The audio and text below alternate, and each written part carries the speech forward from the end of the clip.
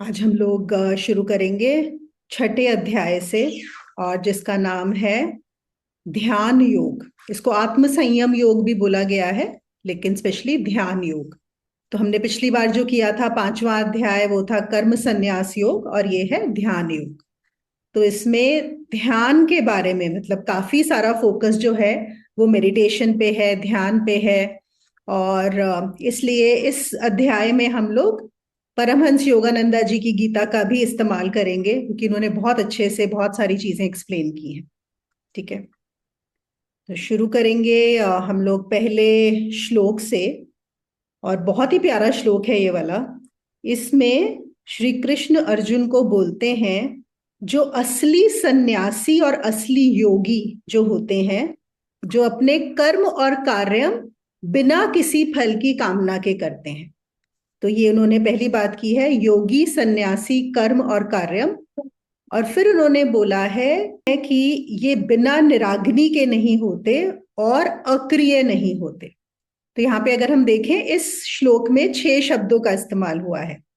क्या क्या? योगी, सन्यासी, कर्म कार्यम, और निराग्नि और अक्रिय। तो हम पहले शुरू करते हैं, ये जिसकी बात कर रहे हैं कि योगी और सन्यासी, है ना। तो सन्यासी कौन होता है? वैसे हम जो समझते हैं, है ना, जो संसार की चीजों से त्याग कर दिया। तो वो कहते हैं कि सन्यासी कौन है? सन्यासी वो नहीं है जो संसार की चीजें त्याग कर देता है। सन्यासी वो है जो अपनी अंदर की इच्छाएं, वासनाएं और भोगों को त्याग कर देता है। वो होता है सन्यासी, जिसने अपने अंदर के वासनाओं को त्याग कर दिया। जब तक हमारी अंदर की वासनाएं हैं, अगर हम बाहर से कुछ भी त्याग कर दें, हम सन्यासी नहीं होते। और योगी कौन है? योगी वो है जो अपनी उसका पूरा फोकस किस चीज पे होता है कि वो ध्यान लगाकर अपने को और उस परमात्मा को, उसमें एक होने की जो लगन से लगा रहता है, उसके अंदर उसका पूरा फोकस जो उसमें लगा रहे, वो योगी है। कौन हुआ? जो ऐसे अभ्यास करता है जिससे वो और परमात्मा एक हो जाए। ठीक है। फिर यहां पे वो बात करते हैं कार्यम की और कर्म की।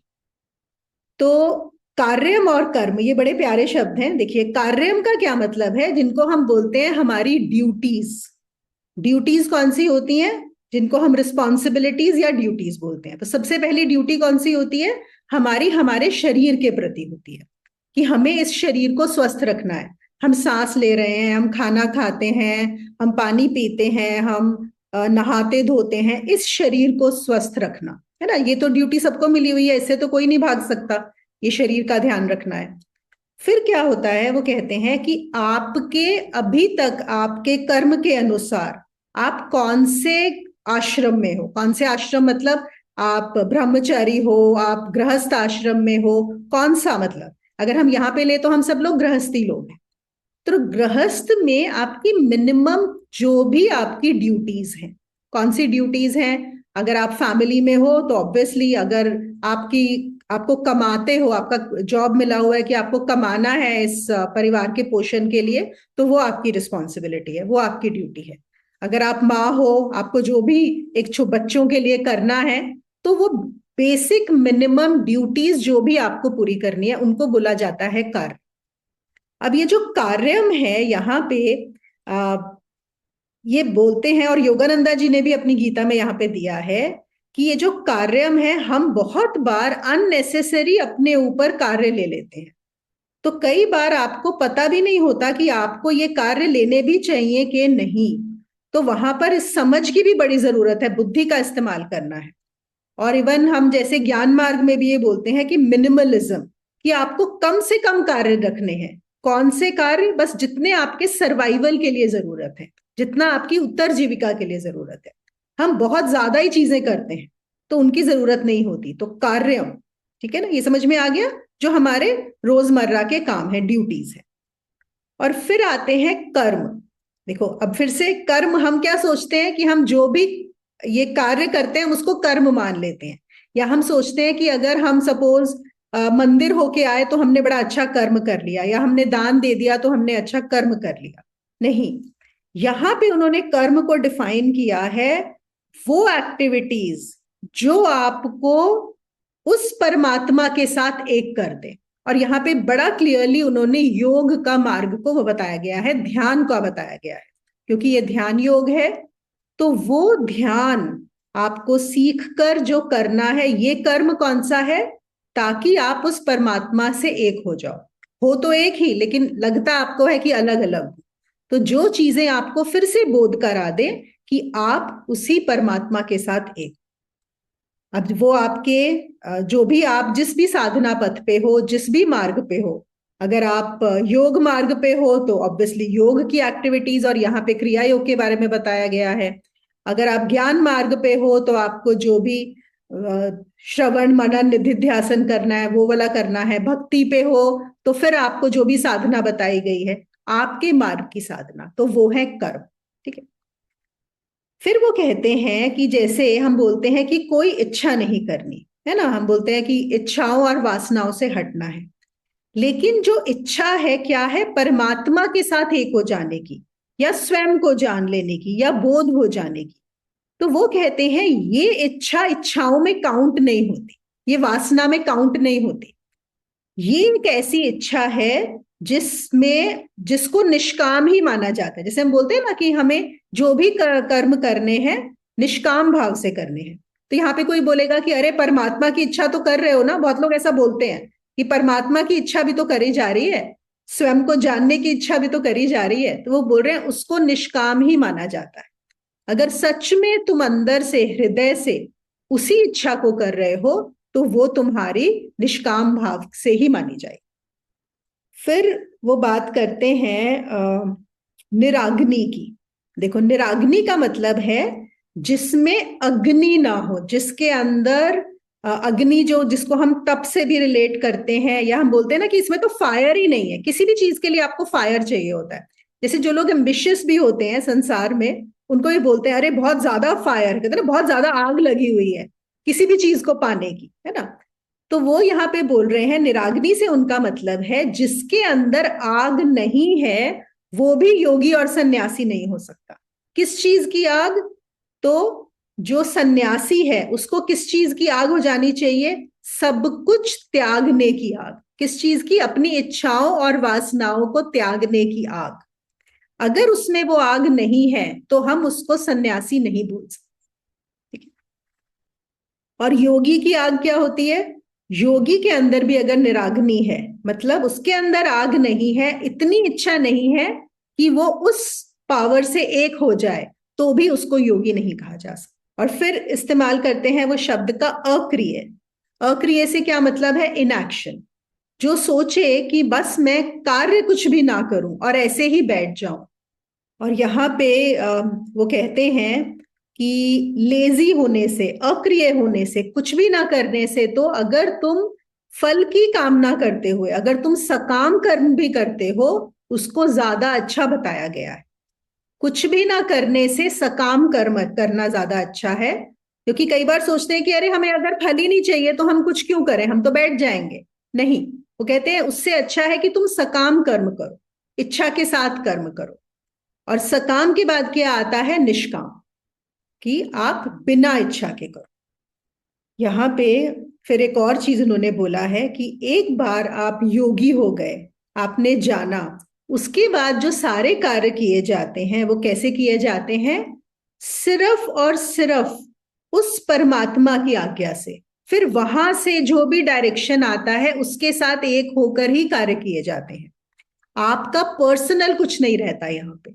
आप पर्सनल अपना कुछ भी मत लेके आओ। और ये चीज उन्होंने पहले भी बोली है, ये साधना का भी हिस्सा होता है एक तरह से, जहां हम ऐसा बोल सकते हैं कि हम चाहते हैं चीजें हमारी तरह से हो, है ना। हमको जैसे कई बार लगता है कोई चीज देखते हुए ये गलत हो रही है, ऐसा नहीं होना चाहिए था, या भगवान को ऐसा नहीं करना चाहिए था। वो हम कैसे सोचते हैं? हमारी बुद्धि से। देखो, उसने एक ड्रामा बनाया है, उसने एक खेल रचा है।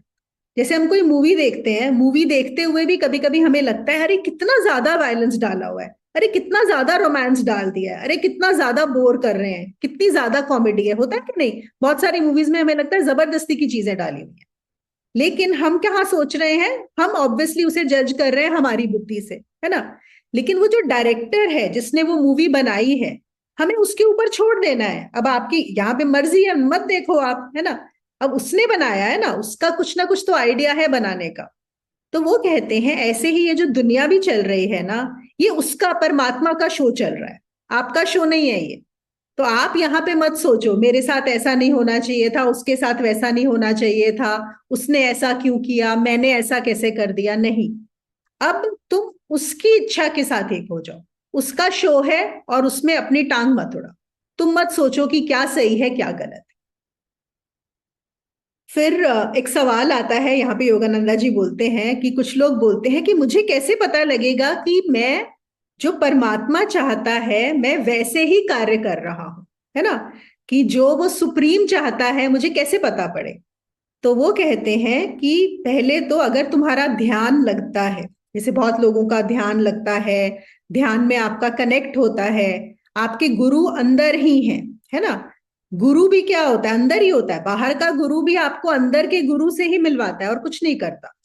तो आप अपने अंदर के गुरु से ध्यान में पूछो, वहां से आप डायरेक्शंस लो कि आपको क्या करना है क्या नहीं करना, क्या आपके लिए सही है क्या नहीं है। और ये बहुत लोगों को फील होता है, इवन हिरण्यगर्भ में भी हमने ये एक्सरसाइजेस कराई हैं, जिन लोगों ने किया है उनको पता है ना, आपका कनेक्ट होने लगता है। तो वहां से आपको पता पड़ता है और क्लियरली मैसेजेस आते हैं, बहुत क्लियरली पता पड़ता है, जो बताया जाता है कि ये करना है और ये नहीं करना। कभी कभी आपको लगता है ये नहीं करना, फिर भी आप करते हो। कभी कभी आपको लगता है ये करना चाहिए, लेकिन अंदर से कोई रोक देता है कि नहीं ऐसा नहीं करना, और आप रुक जाते हो। और फिर आप रियलाइज करते हो कि अच्छा हुआ आपने वो चीज नहीं की, है ना। उस समय आपको लग रहा था, आपको अपनी लिमिटेड बुद्धि से लग रहा था कि ये करना चाहिए, पर नहीं करना चाहिए था। और फिर योगानंदा जी कहते हैं कि अगर आपको वो भी क्लैरिटी ना आए, तो अगर आपका बाहर गुरु है, अगर आपको अंदर के गुरु से आंसर्स नहीं मिल रहे, तो फिर आप बाहर के गुरु से जो शरीर में है उससे जाके पूछो कि मेरे लिए क्या सही, वही करना है। अब हम चलते हैं दूसरे श्लोक पे। ये हमारे पहले श्लोक का ही एक तरह से कंटिन्यूएशन है। देखो पहले में उन्होंने क्या बताया, सन्यासी और योगी को अलग अलग बताया, उनको डिफाइन किया। दूसरे श्लोक में वो बोलते हैं, ओ अर्जुन, बिना सन्यास के योग नहीं हो सकता। देखो पहले उन्होंने सन्यासी योगी को अलग अलग कर दिया, फिर वो कह रहे हैं जब तक कोई सन्यासी नहीं होता तब तक वो योगी नहीं हो सकता। तो सन्यास पहला स्टेप है, योगी दूसरा स्टेप है। और देखो बड़ा लॉजिकल है। सन्यास में उन्होंने क्या बताया, किस चीज का सन्यास करना है, अपनी इच्छाओं का, वासनाओं का, है ना, यही तो बताया है। और योग का क्या मतलब है कि जिससे आप ऐसी ध्यान की विधि, वो विधि करना जिससे आप उसके साथ एक हो जाओ। तो आप वो विधि कब कर पाओगे, किस, कब आपकी जो है बहुत अच्छे से हो पाएगी, सिर्फ तभी हो पाएगी जब आपने अपनी बाकी इच्छाओं को और को तिरोहित कर दिया हो, उनको हटा दिया हो।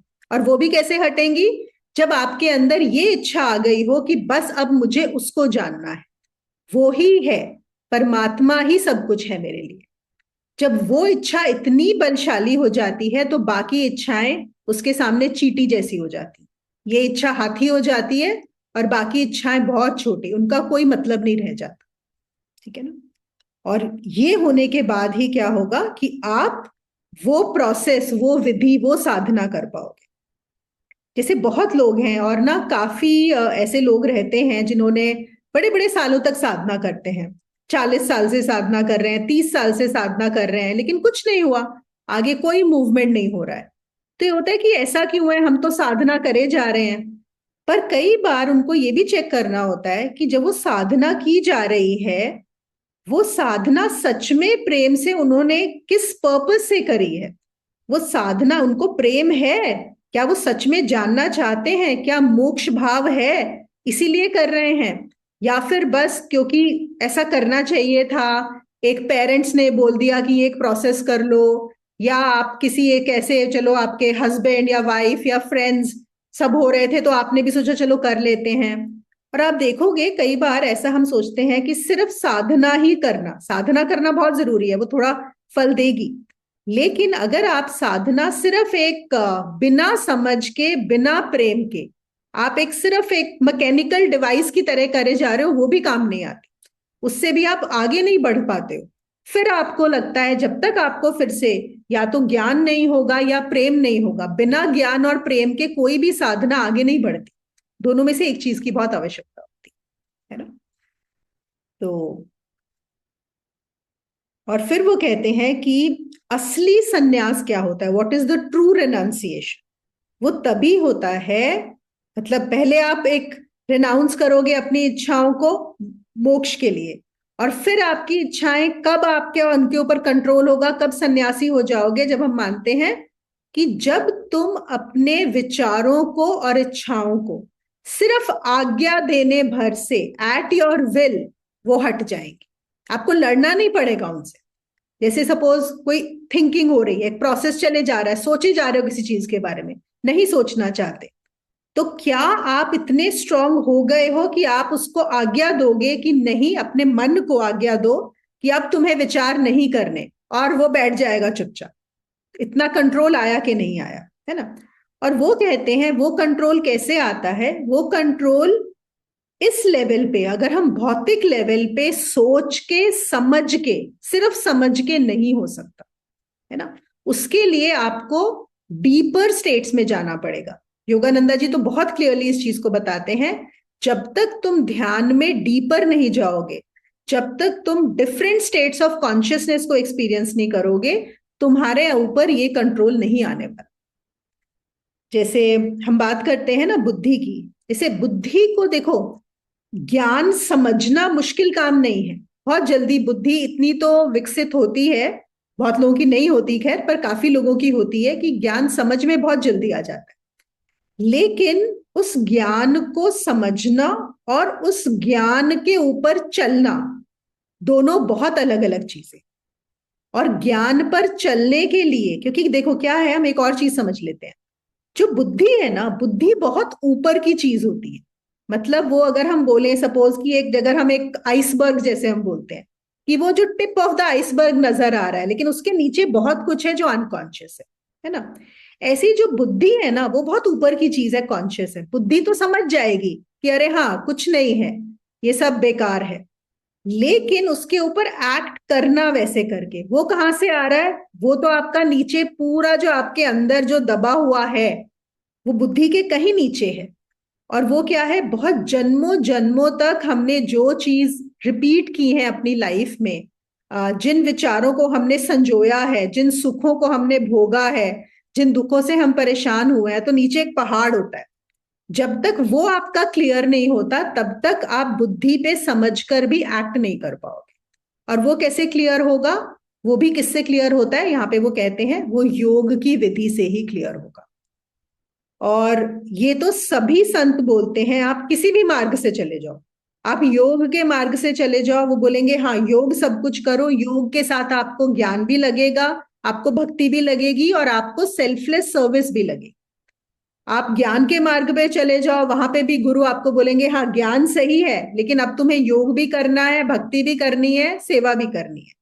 कोई भी मार्ग देखो, ये चारों जुड़े हुए हैं एक साथ। हम ऐसा नहीं कर सकते कि हम एक को पकड़ लें। बहुत सारों की गलती कहाँ हो जाती है, वो बस एक को पकड़ लेते हैं। और ज्यादातर तो हम आलसी होते हैं, तो हम सोचते हैं हाँ बस हमें समझ आ गया, बस हो गया। नहीं, उससे नहीं होता।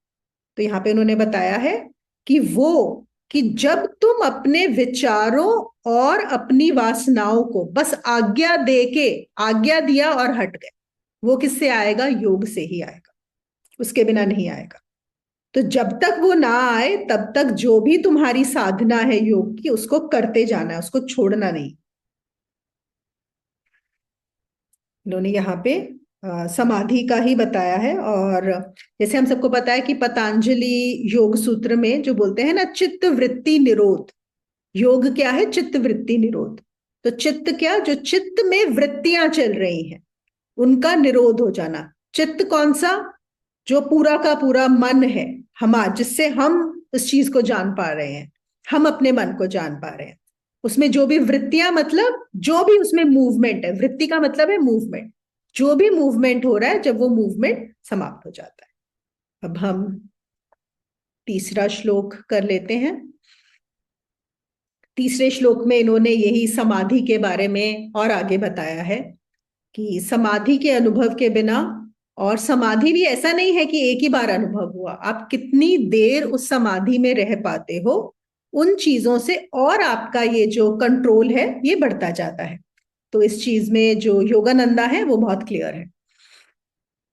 तो यहाँ पे वो कहते हैं तीसरे श्लोक में कि समत्व बुद्धि रूप योग में आरूढ़ होने की इच्छा वाले मननशील पुरुष के लिए निष्काम भाव से कर्म करना हेतु कहा है, और योगरूढ़ हो जाने पर उस योगरूढ़ पुरुष के लिए सर्व संकल्पों का अभाव ही कल्याण में हेतु कहा है। यहाँ पे अब उन्होंने क्या कौन से शब्दों का इस्तेमाल किया है, देखिए, समत्व बुद्धि रूप योग और योगारूढ़। ये हमारे लिए योगारूढ़ जो है, एक तरह से हम बोल सकते हैं ये नए शब्द आए हैं। तो पहले हम समझ लेते हैं समत्व बुद्धि योग क्या होता है। समत्व बुद्धि का मतलब है कि बुद्धि जो स्थिर हो गई है, बुद्धि जो डोल नहीं रही, डावाडोल नहीं होती। नहीं तो हमारी बुद्धि क्या होती है, डोलती रहती है, कभी इस तरफ कभी इस तरफ, पेंडुलम की तरह, है कि नहीं। हमारा मन जो है यहां से वहां होता ही रहता है। और क्या है, देखो, हम सबको पता है कि हम मन से ही हम सारे कार्य करते हैं। क्या चीज है जो हमें डिफ्रेंशिएट करती है एक तरह से पशुओं से भी, तो वो भी है मन, है ना। तो मन हमें मिलता है, मन का क्या मतलब है कि हम चुनाव कर सकते हैं। मन का अगर आप देखो, सबसे एक one of the important things, और जहां पे हम कंफ्यूज होते हैं सबसे ज्यादा जो लोग, वो होता है चुनाव में, जब हमें डिसीजंस लेने होते हैं, ये करें कि वो करें, ऐसा करें कि वैसा करें। और आजकल तो हमारे पास हर चीज में इतनी चॉइसेस हैं। आपको घर बनाना हो तो इतनी चॉइसेस हैं, आपको कपड़े खरीदने हैं तो इतनी चॉइसेस हैं, खाना खाना हो तो इतनी चॉइसेस हैं। और जितनी ज्यादा हमारी हर चीज की चॉइसेस बढ़ गई है ना, एक्चुअली उससे हमारा मन और ज्यादा परेशान हो गया है। एक्चुअली कई बार क्या होता है, जब आपके पास चॉइस नहीं होती, आपको एक ही काम करना है, तो आपकी ना बुद्धि शांत रहती है, मन शांत रहता है, सब ठीक हो जाता है। लेकिन जितनी ज्यादा चॉइसेस मिलती है ना, तो फिर दिमाग घूमता ही रहता है यहां से वहां। तो अगर हम देखें, पशु के लिए इतना चॉइस का मामला नहीं होता है ना। पशु की जो इंस्टिंक्ट बेस्ड है वो उस पर काम करता है, जो एनिमल है। और इंसान को क्या मिला है, एक तो पशु के तो सारे गुण मिले ही हैं उसको, उसकी भी सर्वाइवल टेंडेंसीज हैं। उसको भी क्या चाहिए, खाना चाहिए, रक्षण भक्षण प्रजनन, मतलब उसको खाना चाहिए, उसको अपने आप को प्रोटेक्ट करना है, और उसको रिप्रोड्यूस करना है। यही तीन चीजें जो है इंसानों में भी हैं। लेकिन इंसान के पास चॉइस का भी मैटर हो जाता है ना। अब जो खाना खाना है, खाना खाने में चॉइस हो गई, रिप्रोड्यूस करना है उसमें भी चॉइस हो गई। तो ये जो चीज है, तो मनुष्य अलग तो हुआ है लेकिन फिर भी पशु की भांति ही रहता है। तो वो कहते हैं कि समत्व बुद्धि क्या है, जो मन के भी ऊपर हो जाए। देखो, मन होने से आप पशु से थोड़े अलग हो गए, लेकिन इसके भी ऊपर जाने के लिए मन से भी ऊपर उठना पड़ेगा।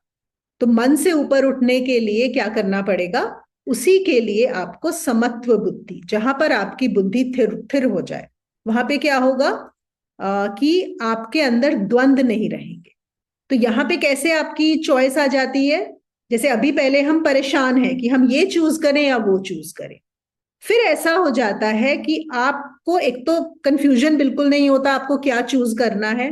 जैसे कि आप परमात्मा के साथ एक हो जाते हैं, तो क्या होगा कि वहीं से ही आपको क्लैरिटी आ जाती है कि क्या करना है। उसके बाद आप कंफ्यूज नहीं होते कि मुझ में ये कर लेता या मैं वो कर लेता, जो कि हम बहुत बार करते हैं। इवन डिसीजन लेने के बाद भी हम ना उसको क्वेश्चन करते रहते हैं, अच्छा मैंने अगर वैसा कर लिया होता तो, ऐसे ये वाली जॉब की बजाय दूसरी जॉब ले ली होती, इससे शादी ना करके उससे शादी कर ली होती, ये घर की बजाय कोई और घर खरीद लिया होता। हम बहुत ज्यादा कंफ्यूज रहते हैं। तो उसके ऊपर तो समत्व बुद्धि, जैसे यहाँ पे उन्होंने एक और एग्जाम्पल बताया है कि जैसे दुकानदार होता है, जब हम उसको सामान लेते हैं तो वो दो पलड़े रखता है ना, तो जब तक वो दोनों पलड़े बराबर नहीं हो जाते, नहीं तो क्या होता है, एक ऊपर होता है एक नीचे होता है, तो जब दोनों का बराबर हो जाए, बिल्कुल ऐसे ही तो वो जो समत्व बुद्धि योग को प्राप्त हो जाता है, तब क्या होता है? तब होता है योग रूढ़। ये योग आरूढ़, योग रूढ़, देखो उन्होंने यहां पे इस्तेमाल किया है। मतलब योग को उपलब्ध, मतलब समाधि, वो होती है समाधि जब बिल्कुल बराबर हो जाता है। तो पहले बुद्धि को स्थिर करना है, बुद्धि स्थिर करने के बाद समाधि होती है। और वो कहते हैं अर्जुन को कि हे अर्जुन, तू समत्व बुद्धि को उपलब्ध हो जा, फिर तू योगारूढ़ हो जाएगा। और जब तू योगारूढ़ हो जाएगा तो तेरे सारे संकल्प और विकल्प गिर जाएंगे। संकल्प विकल्प क्या है? कि वही ऐसा होना चाहिए, वैसा होना चाहिए, ये करूं, ये ना करूं, वो कहते हैं सब गिर जाएंगे। तेरे चित्त की सारी चिंताएं गिर जाएंगी, सब चिंताएं तेरी समाप्त हो जाएंगी। और कहीं पर भी देखो, इसके बिना और कहीं पर ऐसा हो ही नहीं सकता कि आपकी सारी चिंताएं समाप्त हो जाए। कहीं पर भी रहो, चिंताएं आती रही वहीं पर जाकर। और फिर वो कहते हैं तू चित्त अतीत हो जाएगा। चित्तातीत का क्या मतलब है? कि तेरा मन ही गिर जाएगा, मन ही नहीं रहेगा। और अगर असली में सोचे तो हम इसको उल्टा भी बोल सकते हैं, जब मन नहीं रहता तभी ये सब चीजें होती है ना। मन को ट्रांसेंड करना होता है, तभी समाधि होती है, तभी योगारूढ़ होता है। और जिस दिन ना तू अर्जुन रह जाएगा, ना तू ये मन रह जाएगा, ना तू ये शरीर रह जाएगा, जब ये सब समाप्त हो जाएगा और केवल आत्मा रह जाएगा, केवल आत्मा, उसी दिन तू अस्तित्व के आनंद को प्राप्त, वहीं पर तेरा जो है सारा आनंद तुझे मिलेगा। और तब देखो, यहां पे इन्होंने एक और शब्द का इस्तेमाल किया था, फिर से जब उन्होंने योगारूढ़ बोला कि उसके बाद तू अक्रिय हो जाएगा, यहां फिर से उन्होंने बोला है। अब यहां पे पहले उन्होंने क्या बोला था? अक्रिय का क्या मतलब है? कि तुम अपने कार्य को छोड़ ना दो, है ना। लेकिन वो कहते हैं योगारूढ़ हो जाने के बाद, समाधि को प्राप्त कर जाने के बाद फिर क्या होगा? तू नेचुरली, वो ही तेरा तरीका, ये सब कार्य करने के बाद अब तुझे कुछ कार्य करने की जरूरत नहीं होगी। वो कैसे होगा? क्योंकि तेरा कर्तापन समाप्त हो जाए। तो एक कार्य ना करना कैसे होता है? कि मैं अपनी मर्जी से कार्य करना छोड़ दूं। वो इसकी बात नहीं कर रहे, वो किसकी बात कर रहे हैं? कि तू योगारूढ़ हो जा, उसके बाद तेरा कर्तापन समाप्त हो जाएगा। और फिर क्योंकि कोई भी कार्य तू करेगा तुझे लगेगा ही नहीं कि तू कर रहा है, और वो ही तेरा रास्ता, वहीं पर आनंद है। और चौथे श्लोक में बोलते हैं कृष्ण कि जब तू ना तो इंद्रियों के भोगों में आसक्त होगा और ना ही कर्मों में आसक्त होगा, और सब संकल्पों को त्याग देगा, उस त्यागी पुरुष को ही योगारूढ़ कहा जाता है। ये उसी का ही इन्होंने फर्दर जो एक्सप्लेनेशन दिया है कि ना तुझे इंद्रियां अपनी तरफ खींचेंगी और ना ही, जब इंद्रियां नहीं खींचेंगी, देखो हमारे जो सारे कर्म होते हैं, जो कर्तापन होता है, वो कहां से आता है? इंद्रियों की आसक्ति की वजह से। क्योंकि हमारी इंद्रियों को कुछ भोग चाहिए, हमारी इंद्रियां एंजॉय करना चाहती हैं, और हम इंद्रियों की खुशी के लिए ही तो सारे काम करते हैं। आप देखो, हम जो भी काम कर रहे हैं अपने इस शरीर की इंद्रियों के सुख के लिए ही करते हैं, और कोई रीजन नहीं है। हमारे सारे कर्म, चाहे हम अपने लिए करें चाहे हम अपनी फैमिली के लिए करें। तो जब तुम्हारी इंद्रियों में आसक्ति नहीं रहेगी तो कर्मों में कैसे आसक्ति होगी? तो कर्मों में भी आसक्ति नहीं रहेगी। जैसे जो लोग सुबह उठते हैं और काफी एक्साइटेड होते हैं कि हमें आज काम करने जाना है, चाहे ऑफिस जाना है, बहुत अच्छा, लेट्स से कि जैसे सेल्स में होते हैं बहुत सारे लोग, उनके सेल्स टारगेट्स होते हैं, तो उनको अचीव करना है, बहुत एक्साइटेड होते हैं कुछ लोग।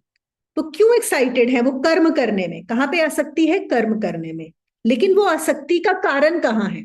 कि मैं ये सेल्स टारगेट अचीव करूंगा, मुझे इतना बोनस एक्स्ट्रा मिलेगा, मुझे इतना पैसा एक्स्ट्रा मिलेगा, फिर मैं अपनी फैमिली के लिए ये कर पाऊंगा, फिर मैं अच्छा घर खरीद पाऊंगा, फिर मैं वेकेशन पे बाहर जा पाऊंगा, और तो कोई रीजन नहीं है। इसीलिए वो एक्साइटेड है ये सब अचीव करने के लिए। तो ये कहां से आ रहा है? जो कर्मों की आसक्ति है वो इंद्रियों की आसक्ति से हो रही। तो पहले इंद्रियों के भोगों की आसक्ति से दूर होना। और योगानंदा जी, फिर से अब हम आते हैं वापस हमारे क्रिया योग के एग्जाम्पल पे। तो वो ये बताते हैं कि तुम योग रूढ़ या तुम इन इंद्रियों से आसक्ति कब नहीं कर पाओगे? जब तुम इन अपने को इन इंद्रियों से दूर कर लोगे। इन इंद्रियों में रहते हुए, इस शरीर को ही सत्य मानते हुए तुम ये नहीं कर सकते। वो ये कहते हैं कि जब तुम अपनी साधना करोगे, और वही जो हमने पिछली बार भी पिछले वाले चैप्टर में किया था, कि साधना करने से क्या होगा कि हम जो एक सांस का एक तरीका है लेने का, हमारा ध्यान हम भ्रुकुटी मध्य में रख रहे हैं और हमारी सांसें जो हमारा ईड़ा पिंगला है वो सम हो जाती है, न्यूट्रलाइज हो जाती हैं। हमारी जब सुषुम्ना चलने लगती है तो क्या होता है कि पूरा जो हमारी कॉन्शियसनेस है जो इंद्रियों में गई हुई है वो वापस आ जाती है, वो इंद्रियों से हटने लग जाती है। और कैसे इंद्रियों से हटती है? क्योंकि जो इंद्रियों में इतना प्राण ऊर्जा अंदर इकट्ठी हो जाती है कि इंद्रियों में उस अब हमारे इसकी जरूरत नहीं रहती कि हमारी कॉन्शियसनेस इंद्रियों में जाए, तो वो कॉन्शियसनेस अंदर जानी शुरू हो जाती है। और फिर अनुभव होते हैं साधक को अलग अलग। पिछली बार भी बताया था कि शरीर से हटके आपका ध्यान कहाँ जाने लगता है। इन्होंने बोला है 7 सेरिब्रो स्पाइनल सेंटर्स, मतलब जो आपके चक्र हैं। चक्र कहाँ पर है? हमारे सूक्ष्म शरीर में है। और जैसे हम इन दो आंखों से इस शरीर को देख रहे हैं, एक और जो चीज अनुभव होता है, और कुछ लोगों को हो भी रहा है, पहले भी हुआ है, कि आपको अपने शरीर का भी अंदर का नजर आने लग जाता है। अभी हम शरीर को बाहर से देख पा रहे हैं, आप शरीर को अंदर से भी देख पाते हैं। आप एक्चुअली अपने हार्ट को देख पाते हो, लंग्स को देख पाते हो, लिवर को देख पाते हो, अंदर ब्लड फ्लो कैसा चल रहा है वो देख पाते हो। ये अनुभव भी होते हैं। क्यों? क्योंकि इंद्रियों का वो कॉन्शियसनेस का जो रुख है वो उल्टा हो गया है। और फिर आपका किधर आ गया? हमारी सूक्ष्म शरीर पे। जब सूक्ष्म शरीर पे ध्यान आ जाएगा तो चक्रास पे ध्यान आएगा, फिर चक्र से ध्यान होते हुए यहां जाएगा, फिर आपका ध्यान आपके सहस्रार में जाएगा। उसके बाद यहां से निकल के ध्यान कहाँ चला जाएगा? आपका जो कॉन्शियसनेस है वो चली जाएगी कॉजल बॉडी में, कारण शरीर में, और कारण शरीर से भी बाहर हो जाएगा। तो जब आप इन सब प्रोसेसेस से अलग हो जाओगे तो आपको इंद्रियों में कोई भी आसक्ति नहीं रहेगी। वो कहते हैं कि हम इस शरीर में रहते हुए, संसार में रहते हुए, संसार के सारे जो अभी हम काम कर रहे हैं, अगर हम ये सब ध्यान साधना नहीं करेंगे, तब तक हम कितना ही सोच लें, कितना ही समझ लें, हम इन इंद्रियों से आसक्ति नहीं तोड़ सकते। वो सिर्फ तब टूट सकती है जब हम जान लें कुछ और, कुछ इससे कहीं ऊंचा, और जब हम अपने को इन इंद्रियों से अलग जान लें। जब तक हमारी आइडेंटिफिकेशन इनके साथ है और हम सोचे कि हम इनसे अलग हो जाएं, तो वो नहीं होता। योगानंदा जी ने यहाँ पे एक और चीज लिखी है कि क्यों हमें सूक्ष्म शरीर का अनुभव होना जरूरी है। वो कहते हैं उसका फायदा कब होता है? जब आप अपने सूक्ष्म को जान पाते हो तो वो जो आपका अनुभव होता है उससे आप इस जो शरीर में आपकी आइडेंटिफिकेशन हुई है वो टूटती है, और तभी आप अपने को और ऊपर रेज कर पाते। देखो ये जो हमारा शरीर है ये क्या है? स्थूल शरीर, ग्रॉस अर्थ एलिमेंट से बना हुआ है। इसके अंदर सबसे ज्यादा क्या है? Earth element. वैसे तो पांचों ही हैं। तो ये जो अर्थ एलिमेंट है ये हमें नीचे ही बांध के रखता है ना? ये हमें यहाँ पे नीचे, और जो ग्रेविटी है वो भी हमारे ऊपर क्यों काम करती है? क्योंकि हमारे अंदर अर्थ एलिमेंट है। तो अगर हमारा अर्थ एलिमेंट कम होगा तभी हम अर्थ और वाटर, तो हम सूक्ष्म शरीर में जाएंगे, तो हम उसको और रेज करते हैं। तो वहां से उन्होंने बोला है कि तब जो मन है या जो अहंकार है वो वहां से टूटता है, और उसके बाद जो सीकर है, जो योगी है, वो अपने सूक्ष्म और कारण शरीरों को देख पाता है और उसके भी बियॉन्ड जाके आत्मा के साथ एक हो पाता है। उससे पहले नहीं हो सकता, सिर्फ सोचने से नहीं हो सकता। Like I just read, he says when the yogi can dissolve the dream physical cosmos into the dream astral cosmos, and the dream astral cosmos into the dream ideational cosmos, and the multitude ideas of the ideational cosmos into unified perception of cosmic consciousness, then he becomes free like the spirit. देखो हम लोगों के लिए ये सब पढ़ना इसलिए जरूरी है क्योंकि यही हमारा पर्पस है ना। हम लोग सब यहाँ पर गीता भी सिर्फ गीता सुनने के लिए तो नहीं कर रहे हैं कि गीता सुन ले। सबका तो यही है कि हमें लिबरेशन चाहिए, फ्रीडम चाहिए, फ्री हो जाए। तो वो यही बता रहे हैं कि, और यहाँ पे वो कॉस्मोस की बात कर रहे हैं कि फिजिकल कॉस्मोस, पहले आपको इस शरीर से फ्री होना है, फिर आपको इस कॉस्मोस, ये जो संसार है, फिजिकल वर्ल्ड, फिर आपको एस्ट्रल वर्ल्ड, फिर आपको कॉजल वर्ल्ड और ideational world. And then when you dissolve all of these, then eventually you identify or become unified with the cosmic consciousness and find freedom for yourself. तो कहते हैं माया की जितने भी आइडियाज हैं, मतलब माया आखिरी, मतलब शरीर में भी तीनों शरीर माया के ही हैं। ऐसा नहीं है, एक ना किसी ने सवाल पूछा था कि क्या कारण शरीर आत्मा है? नहीं, कारण शरीर आत्मा नहीं है, क्योंकि कारण शरीर भी क्या है, वो भी माया का ही रूप है। अगर आपको सूक्ष्म शरीर के अनुभव होंगे वो भी माया ही होगी, कारण शरीर के अनुभव होंगे वो भी माया ही होगी। तो ये सब माया का है, लेकिन हमें स्टेप बाय स्टेप इस माया से गुजरना होगा। और यहाँ पे कुछ लोगों को ऐसा भी लग सकता है कि ये तो बहुत मुश्किल है, हम कैसे करेंगे, हम तो ये साधना नहीं करते हैं, है ना, मतलब हमारी तो बहुत लंबी जर्नी पड़ी है। तो ऐसा बिल्कुल भी नहीं सोचना है, क्योंकि हमें पता नहीं होता हम पहले कितनी साधना कर चुके हैं, क्या हम पुराने जन्म के संस्कार लेकर आ रहे हैं। तो कभी भी कुछ भी, मतलब कभी एकदम से चेंज हो जाता है, एकदम से आपको ये अनुभव, सूक्ष्म रूप के, स्थूल रूप के अनुभव जो है वो हो जाते हैं, और वो क्लैरिटी बिल्कुल एकदम आ जाती है। तो कहीं पे भी हो, आप किसी भी स्टेज पे हो, ये कभी मत सोचो कि अरे मेरे साथ क्या होगा, मैं तो अभी बहुत पीछे हूं, ऐसा नहीं सोचना। 5वें श्लोक में कृष्ण बोलते हैं अर्जुन को कि अर्जुन, योग परम मंगल है। कितना प्यारा चीज उन्होंने बोली है, योग परम मंगल है। परम मंगल इस अर्थ में कि केवल योग के ही माध्यम से जीवन के सत्य की और जीवन के आनंद की उपलब्धि है।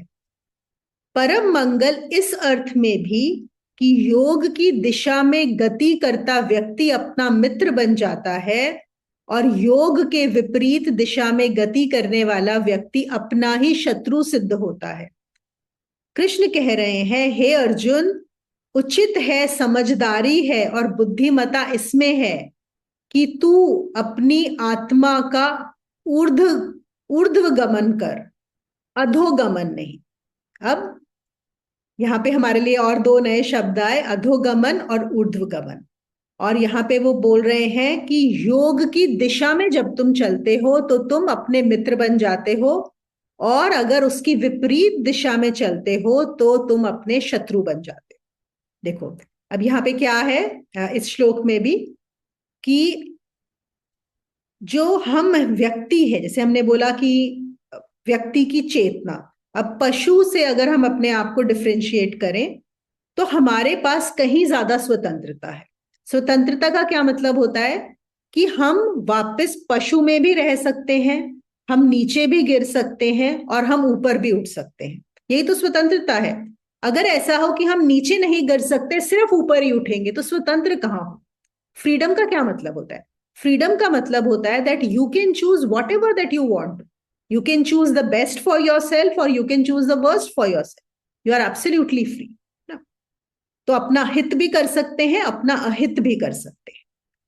तो फिर वो क्या बता रहे हैं, और इसीलिए तुम कैसे अपने मित्र बन सकते हो, कैसे अपना हित कर सकते हो, कि अगर तुम अपने योग की दिशा में कार्य करो। योग की दिशा में कार्य का क्या मतलब है कि तुम्हारे जितने भी कर्म हो, तुम्हारे जितने भी चीजें हो, वो सिर्फ इसी पर्पस के लिए हो, मोक्ष के लिए हो, फ्रीडम के लिए हो, लिबरेशन। योग का क्या मतलब है?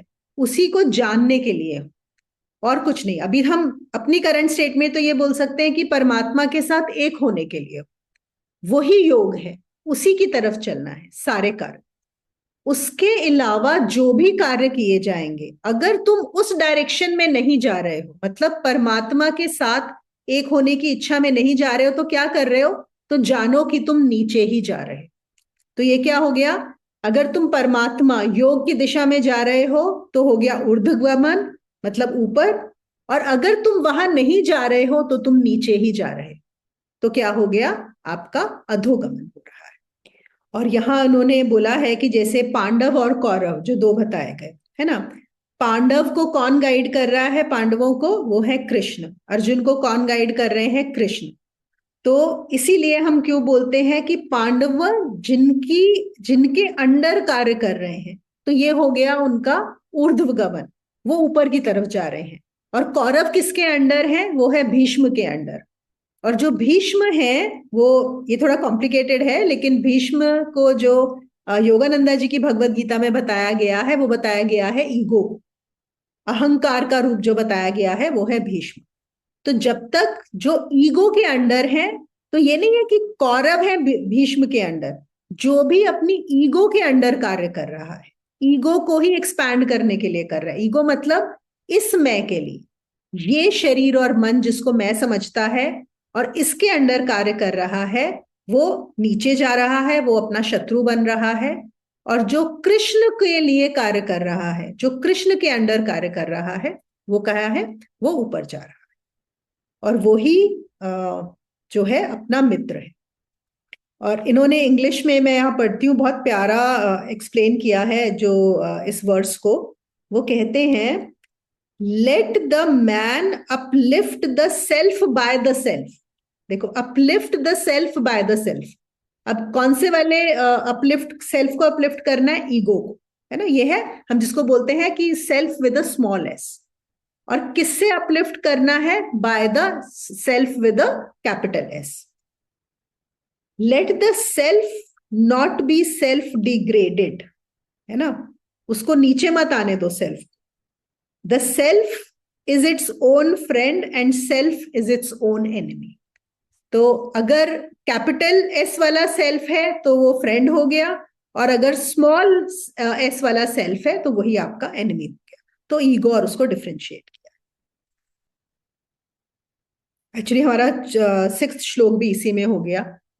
अब उन्होंने पहले क्या बोला, अगर ऊपर की यात्रा, योग की यात्रा, परमात्मा की तरफ यात्रा करोगे, और उससे क्या होगा कि इंद्रियां और शरीर को आप जीत लोगे।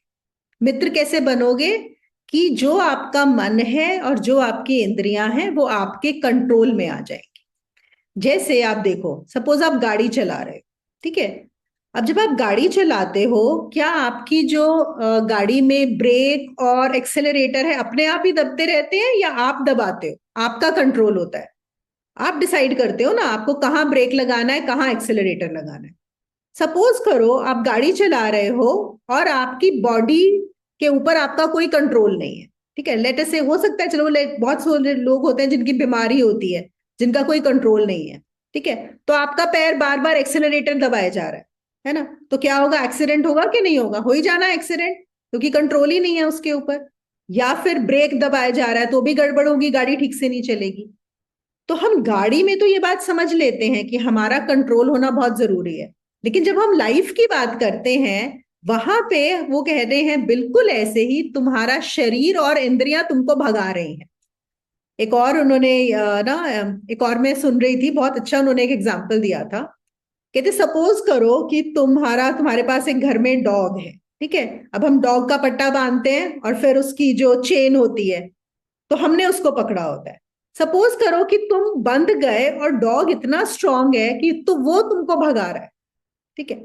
अब क्या होगा, अब डॉग तो बहुत तेज भागता है और स्ट्रांग भी है, तो अब तुम जहां जहां डॉग जाएगा तुम उसके पीछे पीछे जाओगे, तो क्या हालत हो जाएगी, परेशानी होगी कि नहीं। कि आप, वो कभी इधर छलांग मार रहा है, कभी उधर जा रहा है, कभी गार्डन में, कभी दीवार के ऊपर कूद रहा है, और आप बंधे हुए हो उस डॉग के साथ और आप भी कूदे जा रहे हो। तो यही चीज हमारी इंद्रियां हमारे साथ कर रही हैं, हमें रियलाइज नहीं होता। हमें रियलाइज क्यों नहीं होता, क्योंकि सब लोग ऐसा ही कर रहे हैं। आप सोचो कि जितने दुनिया में लोग हैं वो सब डॉग से बंधे हुए हैं और सब डॉग्स उनको भगा रहे हैं, और हम भी अगर ऐसे ही भाग रहे हैं, फिर हमें कुछ डिफरेंस नहीं लगेगा, है ना। हमें लगेगा ये तो होता है, ये तो बड़ी नॉर्मल चीज है कि जो डॉग्स हैं वही भगाते हैं मालिकों। लेकिन क्योंकि हम जानते हैं ऐसा नहीं होता, इसलिए हमें लग रहा है कि नहीं नहीं, ये बात सही नहीं है कि हमें भगाना है डॉग को, डॉग हमें ना भगाए।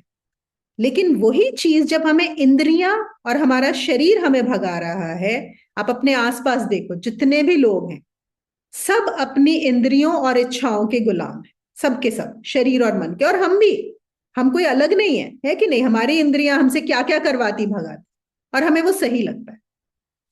तो वो क्या बोल रहे हैं कि जब तुम उसकी तरफ, ऊर्ध्वगमन, जब तुम उसकी तरफ चलने लगोगे तो तुम कैसे अपने मित्र बनोगे, कैसे पता पड़ेगा? ऐसे पता पड़ेगा कि तब तुम्हारा जो शरीर और मन, तुम्हारी इंद्रियां तुम्हारे काबू में आ जाएगी, वो तुम्हारे हिसाब से चलेगी। और एक और वो चीज, बहुत अच्छी चीज उन्होंने यहाँ पे बताई है कि देखो, ये जो आपकी इंद्रियां हैं ये आपकी दुश्मन नहीं है। कभी कभी हमें क्या लगने लगता है कि अच्छा, ये हमें, शरीर हमें पागल बना रहा है, इंद्रियां पागल बना रही हैं, इच्छाएं पागल बना रही हैं, तो ये होनी नहीं चाहिए, है ना? ये ना हो तो बहुत अच्छा है। यहाँ पे ना ओशो ने बहुत अच्छी चीज बोली है। वो कहते हैं कि नहीं, ऐसा नहीं है, ये बड़े पावरफुल हैं, बहुत पावरफुल है, लेकिन बस फर्क इतना है कि अगर आप पावर इनको दे दोगे, आप इनकी पीछे भागोगे तो गड़बड़ है। लेकिन यही शक्तियां, यही इंद्रियां, यही मन, यही इच्छाएं अगर आपके अंडर होगा, आप इनके ऊपर बैठे होगे मालिक बन के, और ये आपके अंडर होंगे, तो ये बहुत यूजफुल है। ये ऐसे ऐसे काम कर सकती हैं और इन्हीं की तो जरूरत पड़ेगी। अब देखो, गाड़ी अगर अपने आप भाग रही है तो न्यूसेंस है, लेकिन गाड़ी जब आप चलाते हो तो कितनी सही चीज है, यूजफुल चीज है वो, आपको कहां से कहां ले जाती है, कितने काम आती है।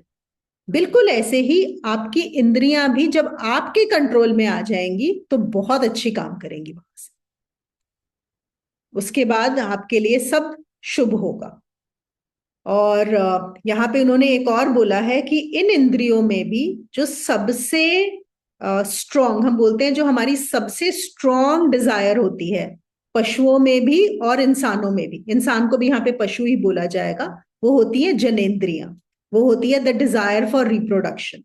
बहुत स्ट्रांग होता है, क्योंकि प्रकृति ने उसको बहुत ज्यादा अंदर आपको भर के भेजा होता है, इसीलिए क्योंकि प्रकृति चाहती है कि वो चलती रहे, क्रिएशन होता रहे, है ना? तो कह रहे हैं कि जब तक वो आपको दौड़ा रही है तो आप नर्क में भी जा सकते हो, लेकिन अगर आपको उसको दौड़ाना आ गया, आपने उसको ट्रांसफॉर्म कर दिया, ऊपर ले गए, तो वो आपको परमात्मा के साथ भी मिला सकती है। उसमें इतनी ज्यादा पावर होती है, सिर्फ एक उस डिजायर के अंदर इतनी पावर है। और वहीं पर जो योग की जो साधनाएं होती हैं वो आपको बहुत ज्यादा हेल्प करती हैं इस ट्रांसफॉर्मेशन के लिए।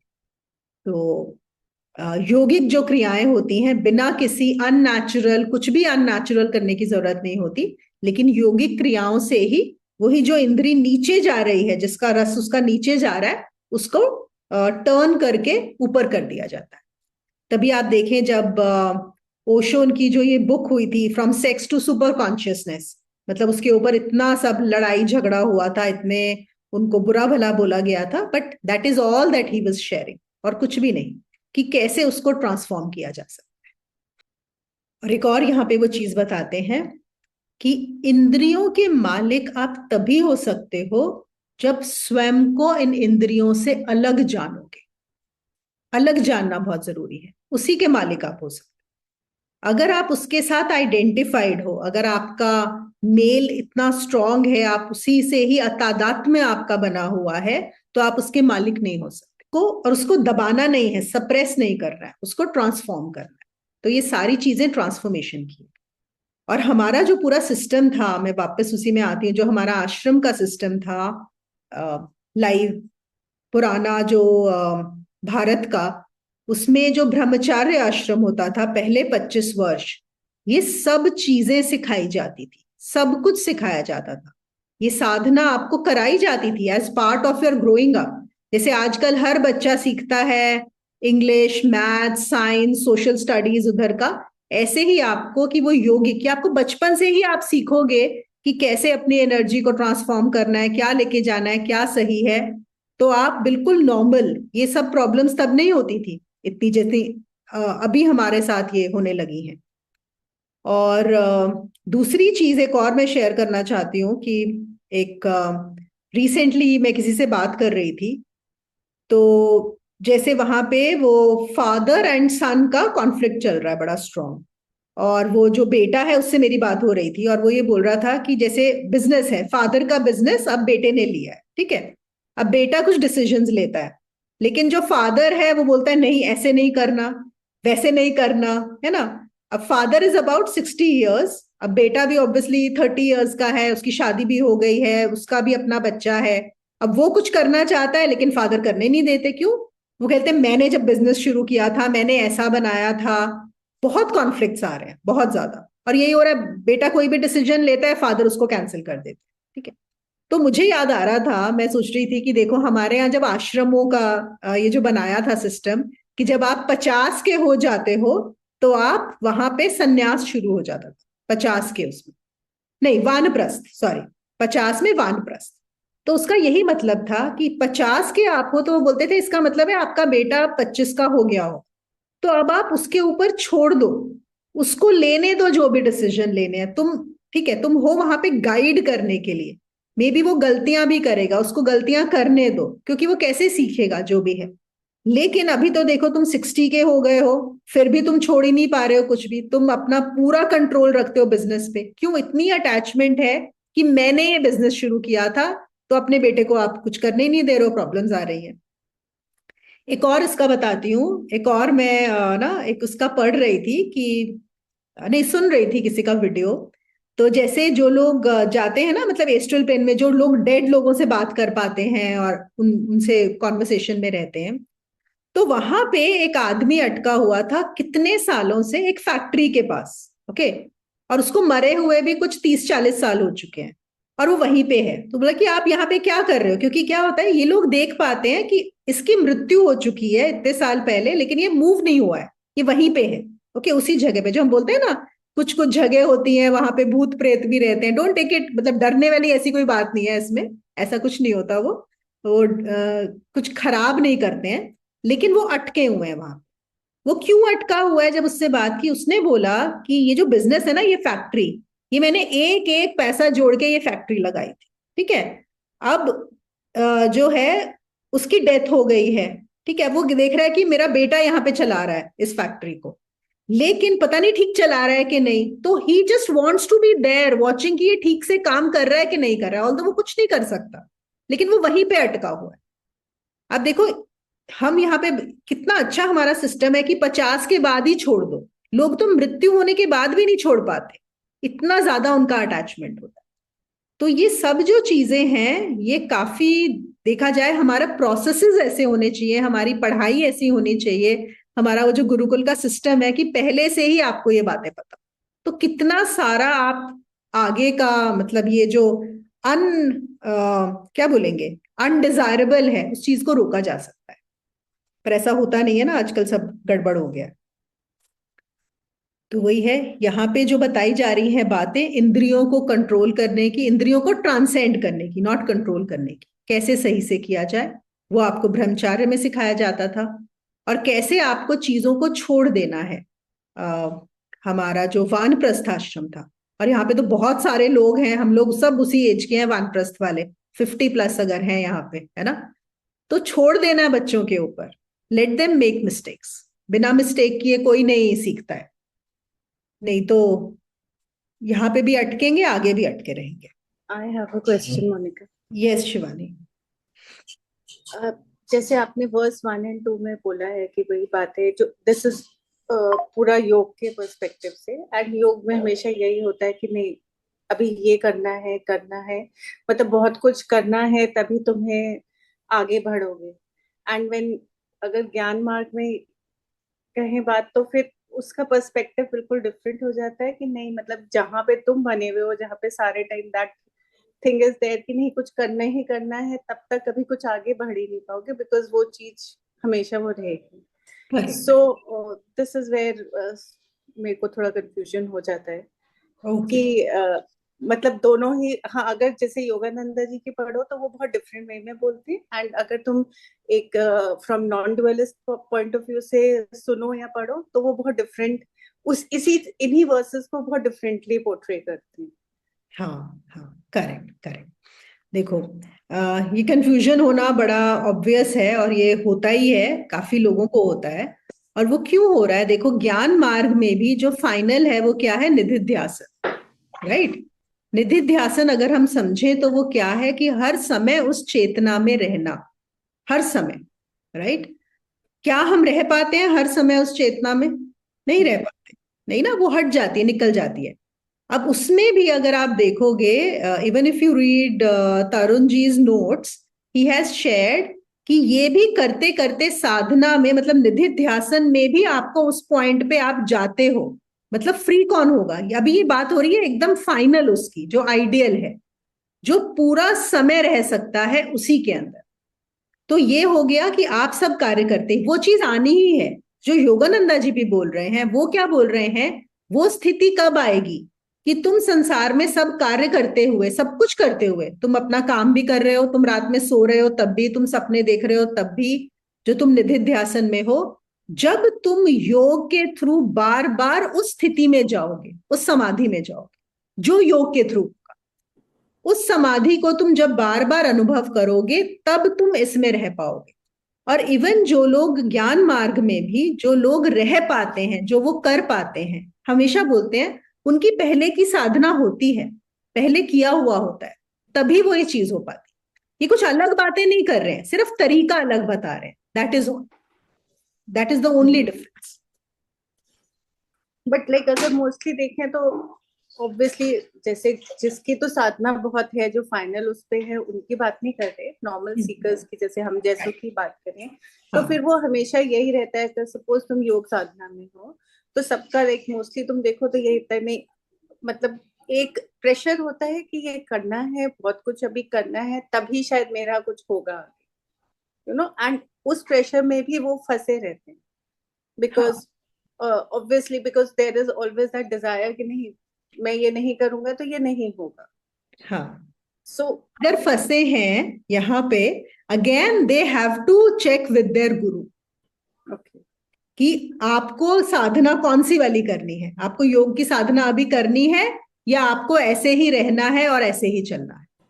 तो प्रेशर लेने की, देखो, अगर वो प्रेशर ले रहे हैं कि ये करने से ही होगा, तो मतलब अभी भी ज्ञान नहीं हुआ है ना। जो सच में उसमें हो गया है, जो समझ गया है, उसको प्रेशर आएगा ही नहीं इस चीज का, बिल्कुल। अभी मैं एक एग्जांपल दे देती हूँ, आप अभी जाके अश्विन को बोलो यही बात, उनको जरा सा भी प्रेशर नहीं आने वाला कि मुझे अभी साधना करने की जरूरत है ना। तो वो लेवल पे डिपेंड करता है उस पर। हाँ, लेकिन बहुत सारे हैं जो ज्ञान मार्ग में है और जिनका पूरा भी हो गया, लेकिन वो उस प्रेशर में आ जाते हैं, कोई बात होती है। मैं वही कह रही हूँ कि जो उस लेवल पे है अश्विन जी, और उन लेवल पे वो तो हाँ। अलग ही बात होगी, बट जो सारा कंफ्यूजन होता है वो तो होता ही इस लेवल पे ही है। हाँ, बिल्कुल। और अगर कंफ्यूजन हो रहा है तो फिर क्या करना है? वही, you have to check with your guru what is the right thing for you, है ना, क्योंकि सबके लिए अलग होगा। हाँ, जिन्होंने कोई भी योग साधना की ही नहीं है, उस प्रोसेस में नहीं है, जो सीधा ही ज्ञान में आते हैं, बहुत सारे ऐसे लोग हैं जिन्होंने कभी कुछ और नहीं किया हुआ, तो उनके लिए फिर इसी का ही आगे बताया जाता है। तो उस पर भी डिपेंड करता है आप कहाँ से आ रहे हैं। लेकिन बट फिर देन आप, but then you can say कि लाइक बिकॉज दोनों मार्क थोड़े डिफरेंट हैं तो वो प्रोसेस डिफरेंट है, it process will have, different, बिल्कुल बिल्कुल, या प्रोसेस बिकॉज हर जगह डिफरेंट मिलेंगे। हाँ, हम्म, तो ये कंफ्यूजन बड़ा जायज है। और ये ना, अ, बोलने के बाद भी मुझे ये भी पता है कि सॉर्ट होता नहीं है, जब अपने आप सॉर्ट होगा ना तभी समझ में आएगा या द डिफरेंस।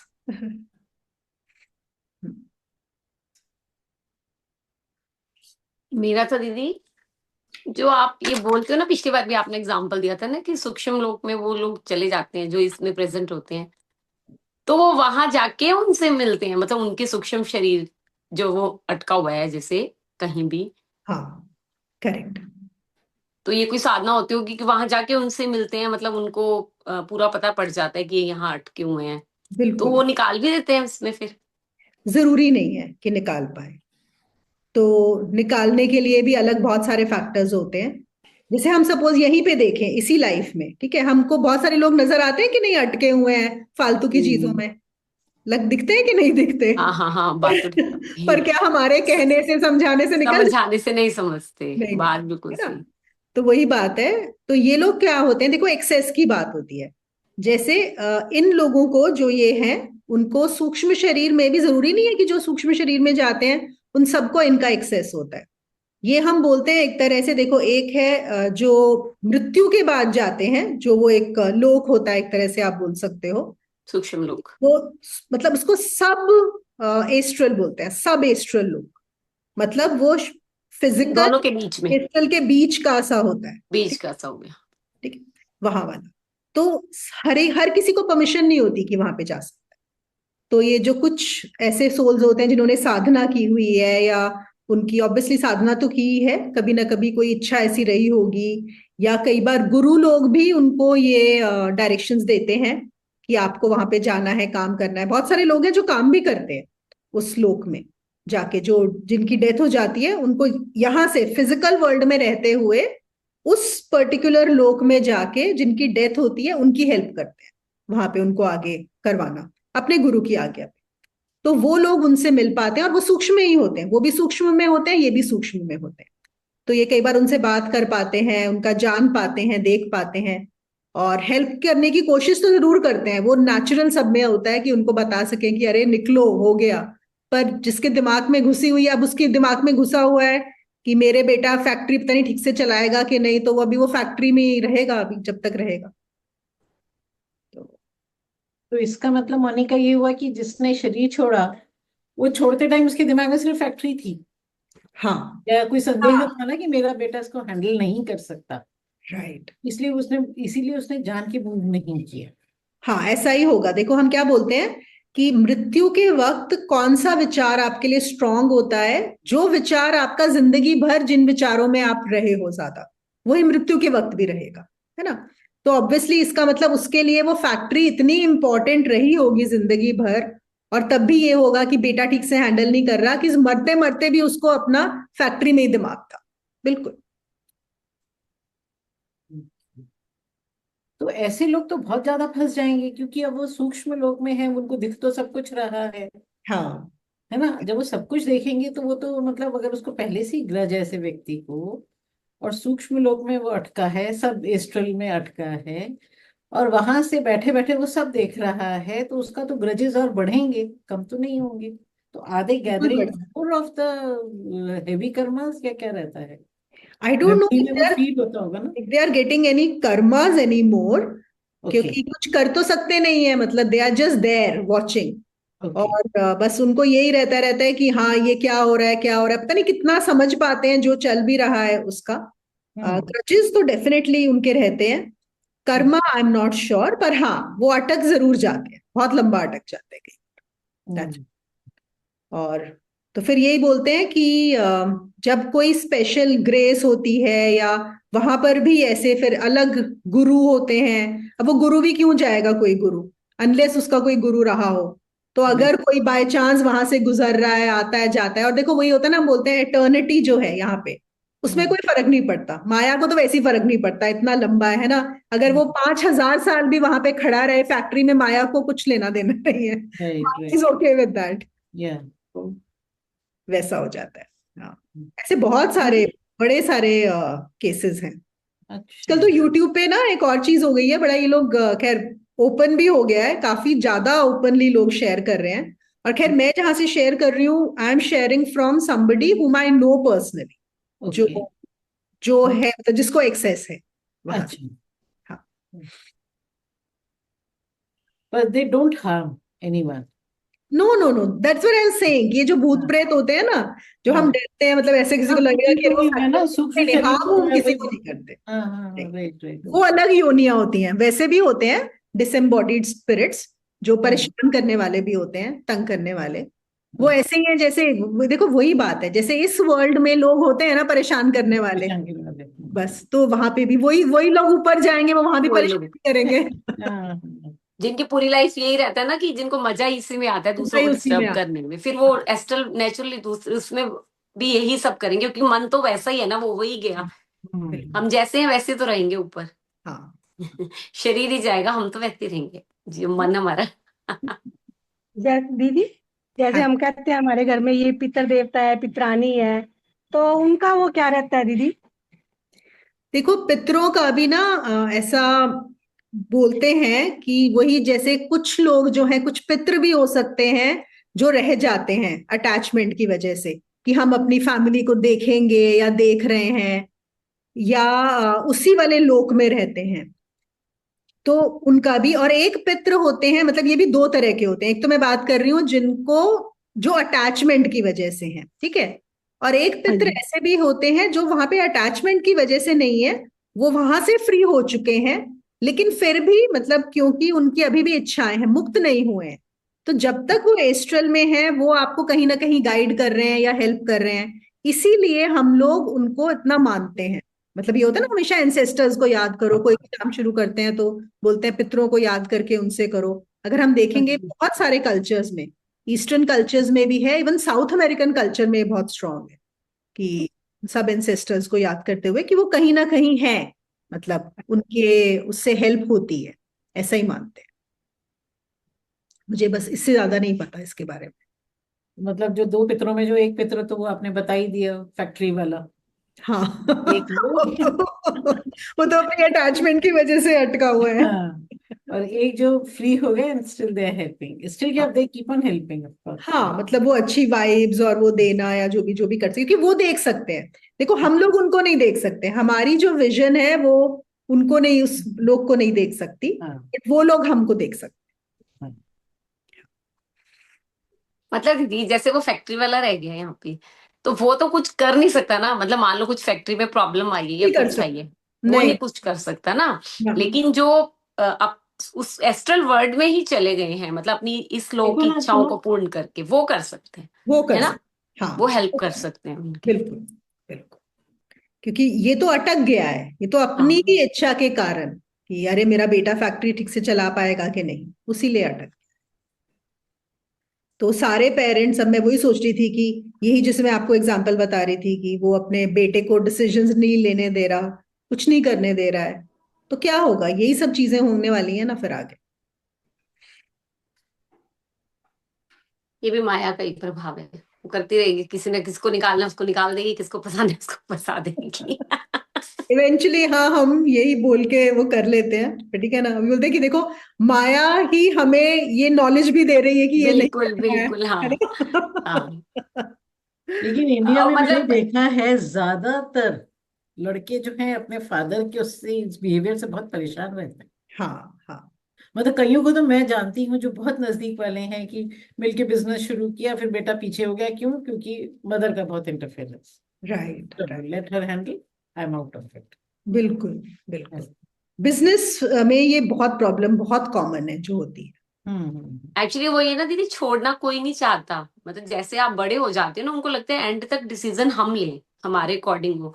और बेटा नेचुरली चेंजेस तो डे बाय डे आ ही रहे हैं, नई टेक्नोलॉजीज आ रही हैं, तो डिफरेंस हो जाता है ना, इसलिए वो एक्सेप्ट ही नहीं कर पाते कि ये सब है।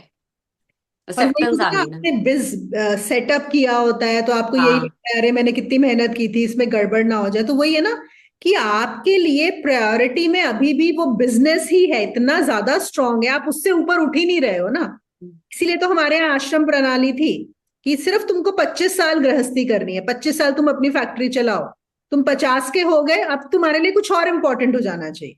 जब तक तुम्हारे लिए कुछ और इंपॉर्टेंट नहीं होगा, तब तक तुम इसी को ही इंपॉर्टेंस देते रहोगे।